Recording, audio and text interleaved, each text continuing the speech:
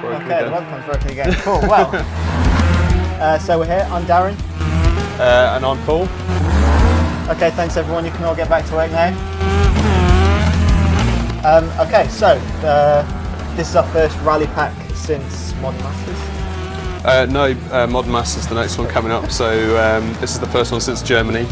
It's been over 2 months now since we've had rally content going in. Obviously, we've been doing some updates to force feedback and stuff along the way, but this is coming back with a bang into rally. There's nothing really like the Finland stages. So yeah, I think it's something that our fans have been obviously asking us to add more rally content in there.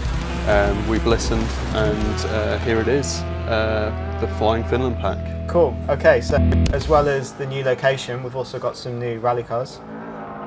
Yeah, so the cars that we've brought in are, properly iconic WRC cars from back in 2001. It's pretty much the biggest battle between the two greatest British rally drivers of all time. Colin McRae and Richard Burns, they both competed in that 2001 season.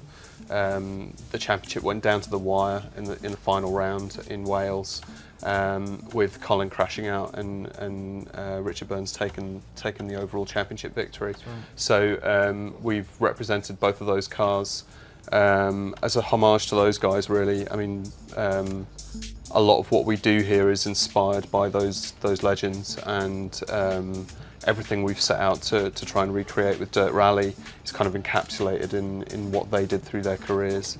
So bringing those cars in and bringing in such an iconic rally location at the same time, I think is a really clear statement of how important rally is to us on Dirt Rally. They're going to really complement each other as well. I think so, yeah. I mean, some of the newer, more modern WRC cars can cope with the jumps a little bit better than the earlier sort of 2000 spec cars. The suspension's still quite primitive in those earlier cars. So yeah, you'll definitely see the cars bouncing around a little bit over those jumps. Obviously you can adjust the setups to help dial that out a little bit, but as standard we've tried to represent them as clearly as possible. Cool. So yeah, that's all kind of fallen into place. The only slight disappointment is the fact that we haven't been able to get the original Martini livery for the Focus. So we've gone with the test livery from when Colin was first announced as a Ford factory driver. So we've still got reference there, although it's not the ideal livery that we would have liked to have gone with. Yeah. Okay, cool. You mentioned the WRC 2010s there. We've added some new car handling for those cars, the 60s, the 70s, and the 90s rear-wheel drive. Can you tell us more about that? Yeah, so 2, 1. Pretty much since the moment we launched the game, people have entered into a bit of debate as to whether there was enough grip, too much grip, whether the cars were realistic or not. And because we've been working through early access, this is very much an ongoing process. As we layered in the new content for Pikes Peak and then for Rallycross, we were learning new things about the car handling as we went along, that essentially meant that the cars that we originally launched with were starting to feel a bit primitive compared to some of the new stuff that was going in. So we've taken all of this stuff that we've learned over the 6 months, I guess, that we've been releasing content for Dirt Rally now, and realised that actually those initial cars could really benefit from a big upgrade. And that's mainly come about from the way that we model the aerodynamics, and that has like a knock-on effect on pretty much every component in the car from that point onwards. So the fact that cars of this shape don't actually have a huge amount of downforce in reality. There is some on the more modern cars, because they've got wings and they do have splitters and stuff that help keep the car planted on the ground, but certainly the earlier 60s and 70s cars actually generate lift because the air's getting under the car and kind of lifting it up a little bit. So by changing the way that we model the aero, we've had a lot of kind of knock-on effects through the suspension. The tyre has had to change a little bit. We've also done some work on the engine friction, and all of that stuff has kind of joined together to essentially make it so that the cars feel a lot lighter and a lot more kind of nimble on the stage. When you let off, the car just doesn't instantly slow down. You actually have to use the brakes to get that car slowed down.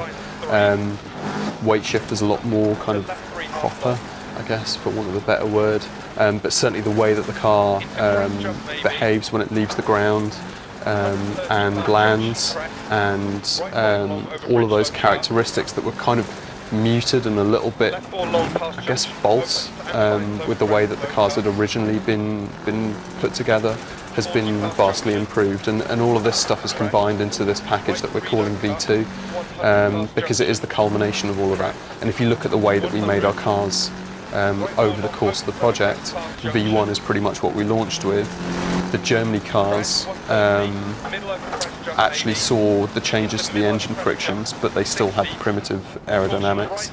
The Pikes Peak cars had the aero changes, but didn't have the friction.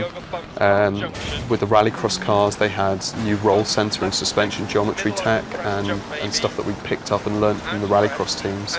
So all of that stuff has kind of combined together to make V2.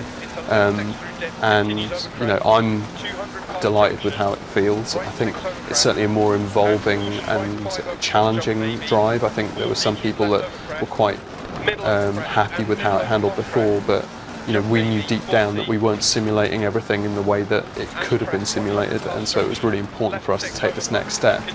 The fact is that it's actually pretty much doubled the workload for the simulation team to get it done, which is why we've only done, I'm not sure if it's even half of the cars yet, but a chunk first, and we'll be doing more chunks as we go along for the rest of early access, to make sure that by the time we complete early access, all the cars will be updated to the V2 spec. So obviously anything new that's going in gets done to V2 spec automatically, but anything that's already in the build will eventually get brought up to that spec. So new 2000s cars are already V2 specs? Yeah, so the Subaru Impreza from 2001 and the Ford Focus from 2001, they're both already built to V2 spec. Anything that's mentioned, I think, in the posts, but the 60s, the 70s, the 80s rear-wheel drive, and the 2010 cars, they're all brought up to V2 spec. We haven't done it with the Group A and the Group B cars yet, so that's still to come. Cool, okay. So obviously, because the handling's seeing such a wildly different change now, we're going to have to reset the leaderboards for people. Yeah, very much so. Well, certainly the affected car classes need to be, the leaderboards need to be reset, because while we're reasonably confident that there isn't going to be a huge impact on the speed at which some of the cars are driving down the stage, some of them will be quite dramatically affected. Yeah, it's something that we have to do. It's a necessary evil. It's part of early access. I think, you know, we've been pretty kind in terms of the way that we've looked after save files and leaderboards so far through the process. But yeah, when you do a big update like this, it's something that we have to do. So it's something we do when we come out of dev and into the public version of the build. We reset our own leaderboards to make sure that there's no dev times on there. But you know, ultimately, while it's not ideal, it's something we've had to do. It's the usual process for us. It's just that now all the people playing the game at the moment out in the public can see behind the curtain and see what we usually do. Yeah. Yeah. Cool, okay, so we're also adding a new feature to the game. We're adding custom championships to single player. Yeah, so custom championships is actually something that we've thought about right from when we were first putting the game together. But obviously, when the game first went live, there was only 3 locations there. So when you're competing in a rally event, 3 locations and you're done. And that was quite a nice kind of bite-sized chunk of a championship. With the introduction of Germany, that obviously increased the amount of playtime required to get through, and certainly players who are up in the Masters Championship level were getting quite a lengthy play experience. Now that we've brought Finland into the mix as well, you're having 5 events within a championship, and those events are essentially 12 stages long in that Masters Championship, which is pretty much a fairly hefty chunk of time that we're asking players to put into to get through that. So we looked at how we could kind of chunk that up, and a few of the suggestions were to reduce the number of stages within a championship, but that didn't feel right, because that was essentially going to be reducing the fun for some of the people that would have really enjoyed playing. There are people out there that won that length of championship. Definitely. So what we've done is we've created this custom championship mode, which essentially ensures that you get rewarded for the amount of time that you are putting in. What I want to make clear is that it's not a choose the stages that you want to race custom event. Absolutely. That's available in the custom event section of the game, but this is a way to get rewarded in the same way that you would be rewarded in a traditional championship mode, but make sure that you're able to play on your terms. So if you want to do three events in a championship, you can. If you want to do all of the locations, so a 5 round championship, but you want to do only 2 stages per event, you can. There's loads of stuff there. The other key thing to mention is the AI difficulty, the fact that you can actually choose the level of AI that you're competing against, and again, that's a multiplier on the rewards that you're getting. So right. I think it's a really good thing to put in now. And obviously when Sweden comes along, you'll have the full 6 locations in the calendar, and that will make it really important to have that in. But again, as with everything, please give us your feedback on this. If there's options that you'd like to see in there, then we can look to put them in. Cool. So another big feature that we've added, which players have been asking for quite a long time, is mouse support for the UI. Yeah, so I mean, mouse support, because our menus are built from a system that was very much designed for consoles. It was something that we never really were able to consider in previous titles, but obviously with this being so PC focused and our audience being quite discerning, it was something that people had been clamouring for pretty much from the moment we launched. So Carl in our UI programming team pretty much took it upon himself. Actually, if you want a hero for this, it's Carl in our UI team. He pretty much took it upon himself to investigate what could be done and how we could go about getting it implemented. It's not perfect by any stretch of the imagination, and we're not claiming it to be. As with all of this stuff, it's very much work in progress. But I think it's a pretty good first step along the way. And it's the first time we've had mouse support in one of our games for probably as long as I've worked here. So, it's definitely a big first step. But again, really important to get your feedback on this stuff. Let us know which bits you'd like improvement on, and we'll endeavour to get that looked at. Cool. Okay, so that covers us for the features that we've added. We've got some community questions to rattle through now. Cool. So on Reddit, P. Pantel asks, are you guys planning on giving us the option of changing tyre compounds from the setup menus? So yeah, it's a tricky one, because I think people, and certainly myself, I remember fondly the early McRae games who, tyre choice was a very key element of those titles. You would go into a rally and the tyre choices would be integral to the gameplay, because the tracks were designed as fictional tracks and the level designers were able to put in the multiple surface types. And the tyre choices didn't actually make a huge amount of sense in terms of what happened in real life, but they were quite a key gameplay element to that experience. When we started to put together the stages for Dirt Rally, it pretty quickly became clear that while there is surface variation and you're moving between light, medium and heavy gravel on gravel surfaces, and certainly on Monte Carlo there's ice, snow, dry and wet tarmac, ultimately the tyre choice nowadays is much more about compound choice than it is about, do I choose the pea gravel tyre versus the light gravel tyre. And the stages that we had, while they had a selection of surfaces, in reality you would be choosing between maybe a soft and a medium compound tyre, and that all comes into play with, you know, doing a full length rally and getting a limited tyre quantity to be able to compete with, and it's that kind of tyre management that then comes into play. So it's something that we are still looking at how we can do it, if we can do it. I think technically it's possible, but the big question for me is whether it makes sense from a gameplay perspective to say to you, do you want to go into Greece with a soft compound tyre, which we know is going to shred itself within the first mile of your stage, and then you'll be driving on the rim for, you know, the rest of it. It's kind of like the only choice you would go with in Greece is a hard compound tyre. Sure. So, and that's what we've kind of done already. So if we can find a nice way of doing it, I think we'll do it.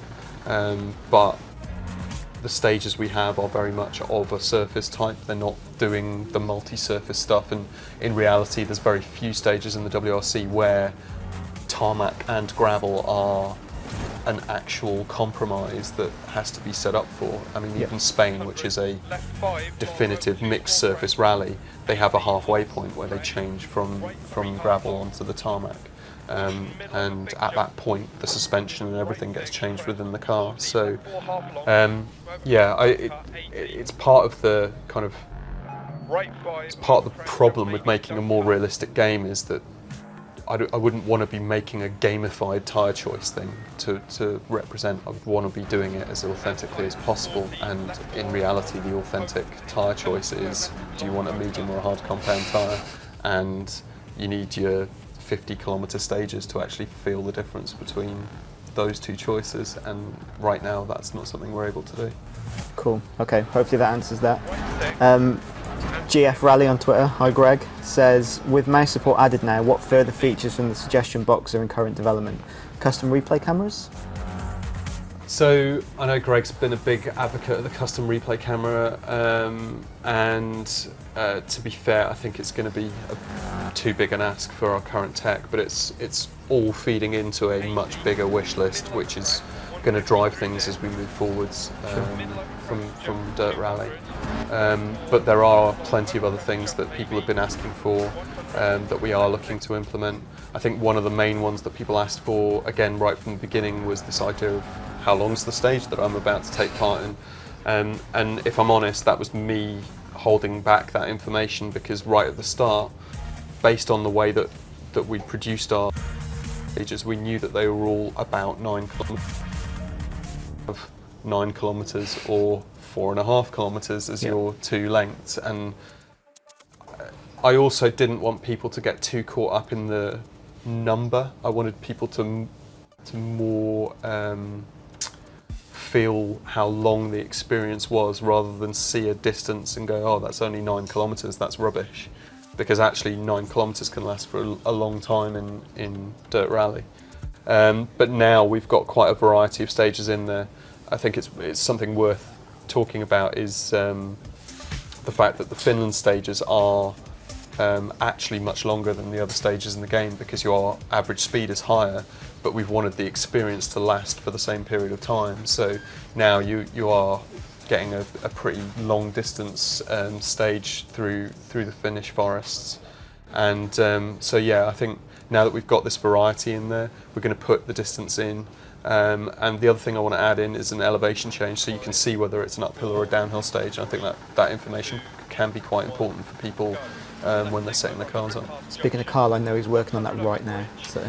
Yeah, he's our UI hero. He pretty much does everything. So. Cool. Okay, another one from Reddit. Emperor Hero asks, is there going to be any content after the release of Dirt, like a Barcelona Rallycross circuit, for example, wink wink, and why are you guys having trouble with the official skins? So on the first bit, still to be decided. Obviously, the way that Dirt Rally's been received is really encouraging, but the business needs to kind of work out where we go from here and how we go from here. So that's all still to be decided at this stage. In terms of issues with licensed liveries, it is a really tricky part of the job. You know, on face value, knocking a real livery together looks like it should be quite easy. You find a car, you take photos of it, and then you go and stick all of that in the game. I think the key thing is that, or the thing that people don't realise, is that every single brand or logo on that car has to have permission gained from the owner of that brand for us to be able to display it in our game. And so sometimes that's easy because you go to a team and they work so closely with all of those brands still that it's quite a quick thing to go, yeah, all of these people are our friends and we can sign on their behalf and we get all of that information. And certainly when you deal with a championship like FIA World Rallycross, that really smooths the process as well, because they essentially tell all the teams, you have to get all this information together and provide it to us so we can provide it to the game. When you start going down the road of liveries from the 1980s, you've got brands on there that don't exist anymore, or who've been taken over by new companies, or who are now owned by their rivals, and those brands perhaps don't exist anymore. So trying to find the permissions for them is getting increasingly difficult and incredibly time consuming, because the chances are they're not necessarily an English language speaking company. Sure. So we have to find somebody who can speak the language of the person who's answering the phone at that company, who may have never dealt with a video game company before. And you know, you could argue, well, why are you even bothering asking them permission in the first place? Just go ahead and do it and wait for them to come back. But you know, we have done that in the past. And it's come back to haunt us later on. So, you know, from a company perspective, we cannot do that anymore. We have to make sure we've got the permissions, which is incredibly time consuming and, you know, at times not really cost effective for us to do. So we do it where we can. We've still got a wish list of liveries that we want to get in. Obviously the tobacco and the alcohol sponsors and gambling sponsors can't get represented because it's still a game. Whether it's a simulation or not, it is still a game. But yeah, it's something that it's ongoing, but it is getting increasingly difficult to do. So I think in future we need to be looking at more, should we say, creative solutions as to how we can do our liveries.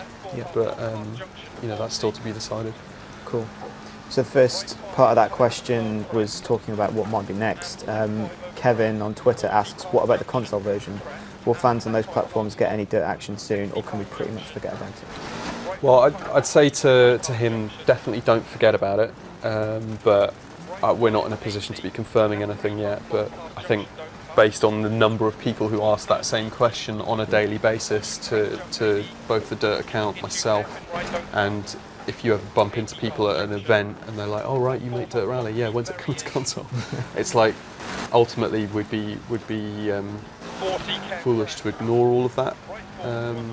So I think it's something we're still investigating, but you know, I want to see it on console. Yeah, I'd love I've to got see it PS4 on at home, and I'd quite like my son to be able to play it in a few years' time as well. So yeah. Cool. Okay, so definitely don't forget about it. David Commons on Steam says, I read that Finland was changed to fall foliage to differentiate it from Wales. Are the two really that similar, and do they share any assets? That's interesting. I'd like to know where he heard that from. I might have said that somewhere, possibly. I don't know. I say a lot of things. So yeah, Finland was actually researched in the autumn. It wasn't researched at the time of the event. So the foliage had naturally started to turn to the more autumnal, fall kind of shades that you see in this. I think it's not that the assets are the same as Wales. I think it's more the fact that the end result would have looked a lot more like Wales if all the trees had been in their summer kind of green spec. So you know, having the autumnal foliage just gives it a sort of fresher palette than you would see in the summer version, and adds that layer of differentiation. But ultimately, the road is still the road. The widths are still the same. We've tried to make sure that while the foliage is autumnal, it's not thinned. So we've tried to make sure that the visibility is the same as you go around some of these blind corners over the crests. So yeah, I think while it's not day and date with when the event happens in real life, it's still the right sort of road, and the foliage is a slightly different colour, which I think makes it look a little bit different. I think that's cool. I like it. Big fan of autumn leaves. So Yeah. yeah. We have to be, being in the UK.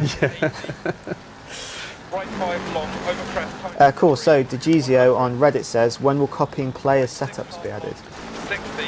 Okay, so Or don't cut. if I'm honest, it was meant to be in this update, Okay. but we've hit a few issues that basically meant that it wasn't Into right. really wise for us to just chuck it in and give you something that was completely broken. I think you'll appreciate that we made the call not to do that, but we are working hard on it. The plan is to get it supported using Steam workshops, so Great. people will be able to upload their setups to Steam, and you'll be able to pick them up from there and drop them directly into your game. So it should make it quite a nice way of sharing this stuff. And there's some other stuff that we're looking at as well, potentially doing it with force feedback as well. So when people have a nice kind of feel going with a particular wheel type, they can upload it rather than having to do the traditional forum post with 1,000,001 settings to dial in, which can be quite time consuming. Now you should be able to just pick that stuff up and load it in. So we want to try and make it as smooth as possible for players to get good setups without having to be an automotive engineer in the first place. Cool. And the Ghostface Killer on Steam says, is there anything that you wish you could put into the game that just doesn't seem feasible at this time? Oh, how long have you got? So yeah, Half an hour. half an hour. Okay. So I guess as game developers, there's always a big list of everything that people want to see in the game, and as you go through the development process, you get you have in the sand and saying we can't do any more after this point, because we've run out of time, money, whatever it is that is the currency that's currently the most important thing that you're operating to. But I think technologically we've hit our sort of brick wall in a few areas with Dirt Rally. But that was kind of why we set about making it. It was to find where those limitations are, so that going forwards we really do push the boundaries and start breaking down those walls and getting new stuff out there.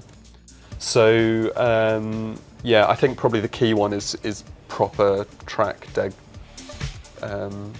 There's a little bit of stuff that we've layered into Dirt Rally, like the dynamic objects and things that make things a little bit more interesting, but having a sense of a track evolving over the course of not just a stage but an entire event would be golden. I think there's other stuff as well which will hugely increase the longevity of the game, and we're already seeing it right now where players want more and more and more tracks, but we're really up against it in terms of being able to do that with the budgets that we've got available. So finding an alternative solution to that, I think, is the much better way of going about it, and it's something that we are investigating. It's something that we have been investigating for a while, but ideally we'd get to a point where we create essentially what the car feels like and deliver them to the player, and then they can go out there and race to their heart's content without anyone feeling like they're being shortchanged. Cool. Carlin67 on Reddit says, will there be new car classes in Rallycross? Potentially, yes. I think one of the key things that's missing from Rallycross at the minute is an entry-level kind of class, and I think it's something that we could really do with is getting players up to speed. And certainly when you look at Dirt Rally as a complete package, players will be picking that up as new players, and they won't have any cars, and they'll be given no choice as to what to do at the start other than get in a 1960s Mini and go off and do rally, because that's the only way you can earn money. So potentially there's ways that we could add that for Rallycross and give people the option at the start as to what career they want to pursue first. So yeah, I think it's something we want to look into, but obviously there's a lot that needs to be done to get that happening. But yeah, I think it's a sensible question, and it's one that I think we should be looking to do in time. Cool. Question about the V2 physics update from Tim Dittmer on Twitter. What made you leave out groups A and B from the initial physics overhaul? Are they more complex to do? Definitely time. I would say that the Group A cars aren't any more complex than, well, they're certainly not more complex than the 2001 cars that we've just put in. So that was more a case of there were 3 cars in that class that we would have to all go through and work out. So that was why we didn't do them in this particular one. I think Group B, the complexity comes from the chassis layout, so the fact that some have got the engine in the middle, some have got the engine in front. They're all 4-wheel drive, but they're all manner of wheelbases, and the aero is, some have complex aero, some don't. And it's a big car class. There's 5 cars in that class, so all of that factored into the fact that we could have done probably Group B and the new cars, and maybe one of the classes, or we did more classes which had less cars in them. I think the key reason for doing the cars that we have done is because they've got the biggest effect to their downforce in terms of it being a more negative effect, as in they've got lift, not downforce. So the 60s cars now should feel a lot lighter and a lot more kind of sketchy. The 70s cars again are not getting pressed into the ground anymore. The 80s rear-wheel drive cars are not too dissimilar to the 70s class in that they're front-engine rear-wheel drive. The key difference is the Sierra's turbo, which again that gets changed by the engine friction stuff.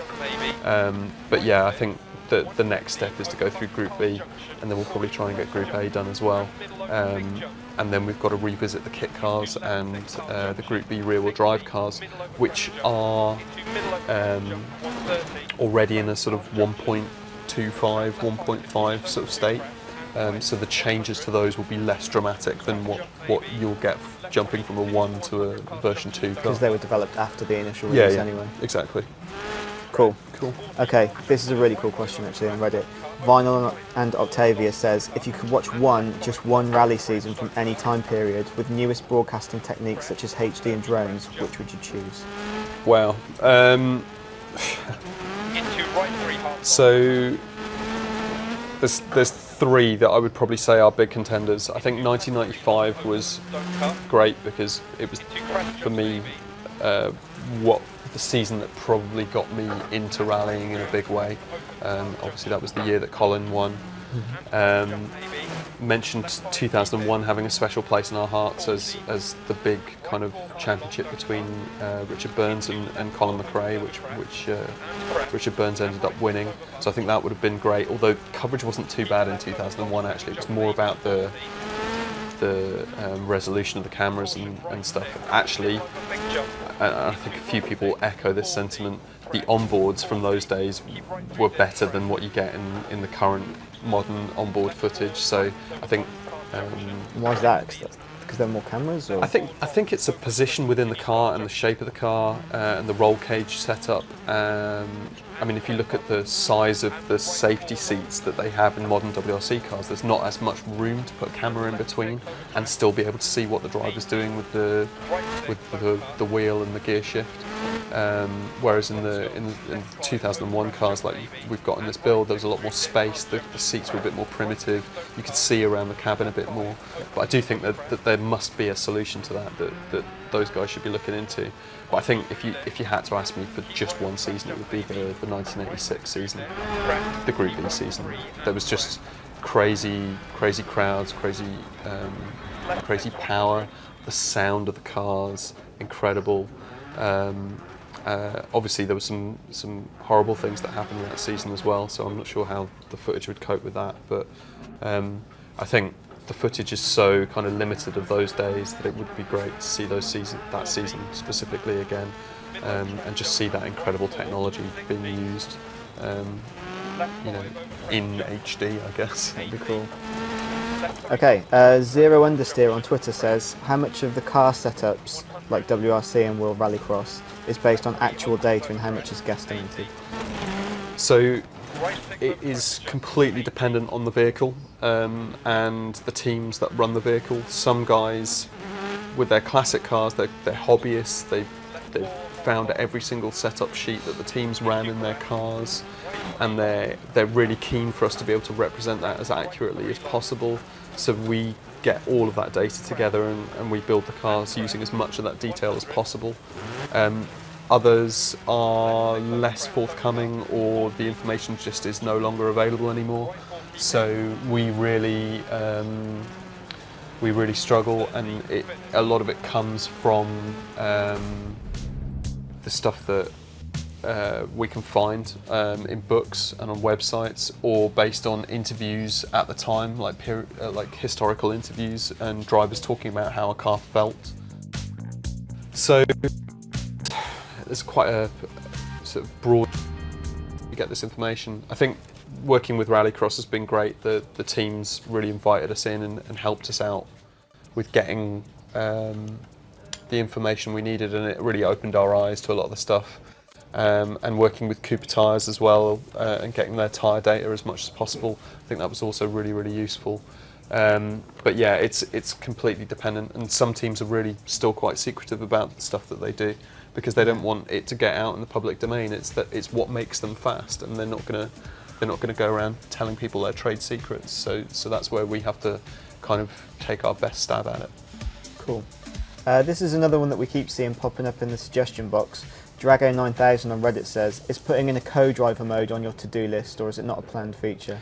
Well, as someone who does sit in the other seat, I think it's something that I would like to see get represented at some point. When that happens, I can't say, but I think by the end of this project, at the bare minimum, I would like to at least write out my co-driver notes and put them on the website in a PDF form, so people can print them out, mute me in the game, and read out the calls on the sofa next to their mate, so that they can at least do that. Ultimately, it's something that is as much a part of rallying as driving the car quickly through those forest stages, and I think it is important for us to represent it. I've got a number of ideas as to how we can go about doing that, but I think the key one to start with is just getting those notes printed out, because I've got them on my computer. I just need you've to written them for the game anyway. Yeah, exactly. So they might as well with go the help of somewhere. John Tucker, and a big shout out to John for doing the Finland notes over the last couple of months. But yeah, I mean it's very much part of what we're doing, and I think it's something that we'd love to get people co-driving as well as driving. Cool. I'm not sure if this is a merch request, but Jay on Twitter says, will you be providing players with new trousers once the update has gone live? We haven't had any dirt nappies printed just yet. And we can't be held responsible for people's personal incidents. But yeah, the jumps in Finland are something else, and so prepare yourself for some moments, shall we say. Moments is a nice way of putting it. Yeah. Cool. Aurora on Steam asks, I'd like to ask if there are any plans to communicate with the Steam forums more, since the contact has diminished since the sad departure of Lee. Left 6 over crash jump. Yeah, it is a tough one. I think because I was already on the Dirt Rally forums, our own Codemasters forums, I kind of maintained a presence there and felt like things were going okay. If I'm honest, the Steam forums scared me a little bit, and so didn't really know where to start with picking up threads there. And I know that Lee was very, very good at that. And part of the problem when someone's very, very good at something is that when they're not there anymore, you really feel and notice that they're not there. So, you know, it's been a tough month, but just today we've had a new community team member join, and she should be introducing herself to you guys at some point in the near future. In fact, she would have done if we'd had the webcam up and running, but as it is, we'll probably leave that for another day. But yeah, she's going to be getting up to speed over the next few weeks, and hopefully we'll be able to maintain a presence in all of the spaces where we have been talking to you in the past. I don't want this to become a thing of like, oh, when Lee was here, everything was awesome, and now that he's not, it's not. You know, Lee's a close personal friend of both of ours, Sure. and we still feel right. him. Yeah, he's right. And we still feel, you know, the gap that he's left behind. But that's not to say that, you know, we can't find a new way going forward. So Yeah, sure. So yeah, looking forward to getting Carla introduced to you guys and going from there. Yeah, I mean, one thing to say is that myself and Jamie Lowe's and some of the code team and even someone in our test team are actively reading the Steam forum, so we're picking up as many issues as we can. It's just we haven't got as much time as Lee might have had to reply to people and engage with people on there, but we're picking up as much as we can. Yeah. Cool. So back to the questions. An Englishman in France on Twitter says, are you going to do any more work on the force feedback, and how do you think the Dirt Rally force feedback feels? I see you very cleverly remove the name of a competitor's product out of on that the question. fly. On the fly. So always going to be working on this stuff, and certainly one of the key things with V2, that reduction in downforce has meant that the force is exerting pressure on the suspension and therefore the road, and therefore feeding back through the steering wheels that you guys are using is reduced. And until we've done V2 on all of the cars, we can't really go in there and start messing with stuff, because then we'd have like some cars feeling like this and other cars feeling like that. If we raised the feeling now, the V1 cars would feel way too heavy and you'd be having to tweak it down. So it's a 6 of one, half a dozen of the other kind of scenario at the minute. So we've elected to leave it until it's done, and then when it's done we'll be readdressing the force feedback to make sure that it feels more in tune with the feeling that we'd got when we first, you know, updated the force feedback to what we believe was a much improved version. Yep. So yeah, that's still to be done. What players will notice is that it is a bit lighter. If you're going to be spending time driving a championship in a particular car and you know it's a V2 car, I would strongly recommend you do go in there and you dial up some of the settings to make it feel a bit heavier, and give you some of that feedback back. But you know, most of our settings are set to 50%, and you've still got a whole load to increase it to. It's certainly in terms of things like saturation and stuff. So yeah, just dial it up for now, and sorry that it's not working straight out the box, but you know, that'll come later on. We're in that sort of uncomfortable middle ground where we've got two sets of handling in the game and there isn't a blanket fix we can do yet. Yeah. At least there is an option for you guys out there that are playing both sets of handling. Absolutely, and I think that's the thing. We could have just sat on this update and left it for, you know, another couple of months before we dropped it on you, but we thought it would be better, because this is kind of how we've been operating all the way through, to get that content into your hands, to get your feedback on it along the way, and to be able to maybe do some adjustments to it, you know, if we see fit. Yeah, sure. Cool. Lork Durden, sorry if I pronounced that incorrectly, on Twitter says, can I alt-tab while I'm playing, or is it like Grid Autosport? I'm pretty sure you can alt-tab when you're playing, because we've been doing that quite a lot today. In fact, we've done it And half an hour ago. it's nothing like Grid Autosport, so yeah, that's In any way. in any way. So yeah, hopefully that answers your question. I think if that was a question because you're still waiting to decide whether you're going to buy the game, then yeah, just buy it. Cool. The past junction. Evil Smurf, friend of the game, Jamie McDonald on Twitter asks, with Finland, cars have more airtime. How, if at all, did this impact on the aero/physics development?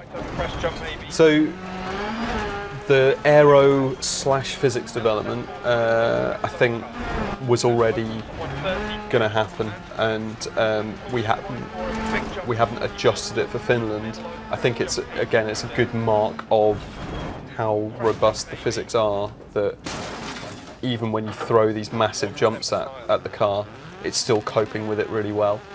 Or they're coping with it really well. So I think it is a valid question, and certainly the way that the cars are like flying through the air and taking these landings and settling and resettling itself, I think they're all like showing the positive side of V2, and Finland's really highlighting that positivity. But yeah, we haven't had to do anything specific for Finland. I think one of the key differences with Finland is it's predominantly a light gravel rather than the medium and the heavy stuff that you see in Wales and Greece. So the car tends to slide across the surface a bit more than it does in Greece, where the density of the surface, the car tends to dig into it a bit more. Yep. Cool. True Horror on Steam asks, how about an ice track section on one of the stages in the upcoming snow rally? So yeah, I mean, Winter Wonderland is still And right 340. a couple of months away, and I think I've probably already let it slip that it's Sweden. It's probably even already in this live stream. And so there is going to be snow, ice, but it's snow that's on gravel. It's not an ice that's on gravel. It's not a perfect ice surface on an ice lake. Now, there are sections of that in Rally Sweden, but we've elected to go with a stage that is predominantly gravel surface underneath. So I think for now we'll be going with that, but you know, that's not to say that we won't be looking at doing that stuff in the future. So yeah. Cool. Kevin on Twitter asks, how many times should I expect to restart on my first runs over Finland, and were any trees harmed in the making of this update?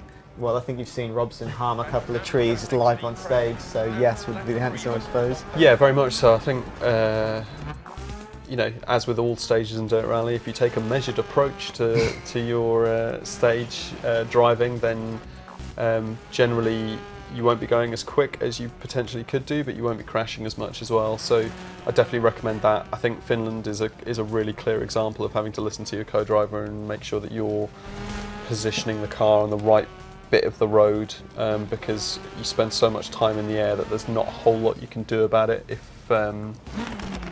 If you get it wrong on takeoff, you're going to be flying through the air and seeing that tree coming towards you, and there's not going to be a whole lot you can do about it. So yeah, I would recommend a measured approach, and you shouldn't be having to hit restart all that much, but yeah, it's definitely challenging. Cool. Eric on Twitter asks, have you guys thought about making new rally locations by reusing old game assets? So that's a really interesting question, because Dirt Rally has been made using a lot of assets from previous rally games, because we've got this beautiful back catalogue of historic cars, and we've made these forests before, we've made the stages of Monte Carlo before. But the key thing that we've done here is to make sure that the tracks themselves are more accurate to what you get in real life. So the trees might be the same as you saw in previous games, but they're going to be a whole lot closer to your car when you drive past them. Stages are going to be the right widths, and you're going to be feeling like you're driving through these stages for real. Obviously, with the game going onto PC, that's allowed us to put more of those trees in than we would have been able to do in previous games. But yeah, I mean, all games reuse assets. Don't think that everyone just wipes the slate clean and starts again. Everybody like pulls out the stuff that they can use again, because you know, this is a business at the end of the day, and we have to try and make things as cost effectively as possible. But that doesn't mean that we got all of this stuff for free. It still needed to be improved, because it was going to be under much greater scrutiny on a PC than it ever was on the previous gen consoles. So yeah, it's always something that we do, and it has helped us make these stages longer and better than ever before. Cool. GKB on Twitter asks what's going to be in the Modern Masters update, which isn't the last rally pack that we did that I claimed at the start of the stream. It's in fact the next rally update that we're doing next month. So it's cars mostly, and I'm not going to give you numbers or specifics just yet because we're still working out the legal stuff with the manufacturers right now. But suffice to say, they're going to be from a more recent era, but not necessarily right up to date. And they are icons, but not perhaps at the level of these cars, which are obviously very, very well known. But really, from going back from a dev perspective, I think Modern Masters is going to be, it's kind of like a reflection pack for us. It's for us to be able to sort of have a bit of a breather and just get stuff fixed and tidied up and improved and really take the time to go through the forums and the lists that have been compiled and try and make sure that we are getting this game much, much closer to being polished and finalised to come out of early access, because we've been pretty relentless in the content and the features, and we've been listening to guys and getting stuff improved and tweaked and refined, but now it's getting to a point now where we have to make this a polished product ready for a proper launch. And so yeah, this one's going to be a lot more about taking stock and kind of getting to where we need to be before we do a little bit more in terms of track and cars towards the end and go from there. So yeah, I think it will feel quite light compared to what we've done, but obviously we've got the V2 handling to bring in from the other cars, and then yeah, just furious bug fixing basically. Still got a lot to do. Still got a whole lot to do, yeah. I think that's the crazy thing about Dirt Rally. It's been so ongoing and so relentless over the year that where in the past maybe we produced a game for a long time and then we sort of did a crunch at the end to get it finished. Yeah. We've always been getting this kind of finished, but we've never had that proper sort of polish phase to say, right, this is all locked down. Now we get to really make it as perfect as it can be. So it's still a bit rough around the edges in places. I know that people have been, and thank you guys for this, you've been very complimentary about it being, for an early access game, this is very well polished. Don't let that deceive you. It is still early access, and it's exactly how we feel in the studio. The stuff that we're not happy with, but because we're constantly adding new stuff in, we haven't got the bandwidth to be doing both things at once. Exactly. But we are starting to shift our focus away from adding the new features in and more into getting it refined. Cool, I think that about wraps it up. With that nice rollover from Robson there. Apologies about the webcam. Lee did leave it behind for us, and it was working this morning, but it seemed like as soon as we hit stream, it decided that it didn't want to play ball with us. So apologies about that. Don't forget you can follow us on Twitter, like us on Facebook, and find us in all the other usual places. The website's dirtgame.com, and that's about it. Yeah, I think the only thing to add is, as was mentioned in the tweet about the live stream, we've got some goodies to give away. So if you retweet that tweet, we will pick a winner, and they will get a Logitech headset and mouse and some Dirt Rally swag. Yep. Cool. All right. Well, thanks everybody for watching, and we'll be back